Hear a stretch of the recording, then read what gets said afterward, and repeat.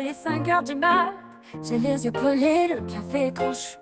Et je sais même plus si j'ai mis dessus. Dedans, je monte dans ma voiture, personne. Direction le dépôt. Et là commence le premier sport du matin, trouver le bon gars. Parce que t'as toujours un collègue qui t'a piqué le tien et qui t'a laissé le vieux, celui qui tousse quand t'accélères. Ouais, celui-là. Bon, après faut tout vérifier, les papiers, le gasoil, les niveaux, les pneus, la girouette, la clim, le chauffage. Et surtout voir s'il est propre, mais bon, propre. C'est grâce au collègue qu'il a nettoyé en finissant son service, alors que ses enfants et conjoints l'attendent ou dorment sûrement. Il est 5 heures, les yeux collés, les chauffeurs se réveillent, pas réveillés. Ouais, pas réveillés, mais obligés de faire semblant, parce que les premiers clients, eux, ils sont déjà debout, polis frais, et te sortent direct. Bonjour chauffeur, j'ai pris avec mon billet de train.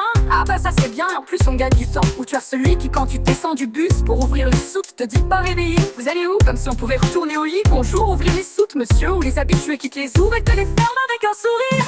Et puis t'as le grand classique, j'ai pas la monnaie. Ou mieux, le billet de 20 pour un ticket à 4 euros. Et toi t'as 3 pièces et un vieux ticket déchiré dans la poche. Pas de monnaie, pas de problème, mais c'est le chauffeur qui a le dilemme. Il faut garder le sourire, hein, parce qu'il y a toujours la mamie prout-prout du jour. Bien habillée, parfumée à 6 heures du mat, comme si elle allait à l'opéra. Et qui te dit dans ton sec, vous pourriez doubler, non? Sans un s'il vous plaît, comme si on avait eu notre permis chez Bonut dans la famille. Et tu lui réponds le plus poliment possible. Et madame, c'est un bus, pas une Ferrari. Les mamies prout-prout veulent doubler, mais c'est un bus, faut pas rêver. Inspecteur Colombo, et puis t'as Célia, la piote du dépôt. Une boule d'énergie dans un gilet jaune.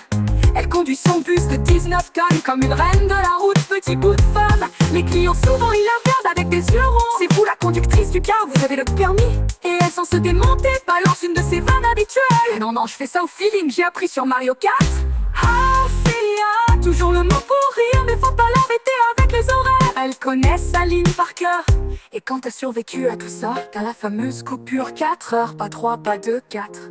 Trop long pour rien faire, trop court pour rentrer chez toi. Alors tu t'installes dans le car, t'ouvres ton sandwich qui déjà tiède et te regarde les gens passer. Des fois t'as un collègue à côté, on se parle pas mais on sait qu'on pense la même chose. Courage, frère de la route.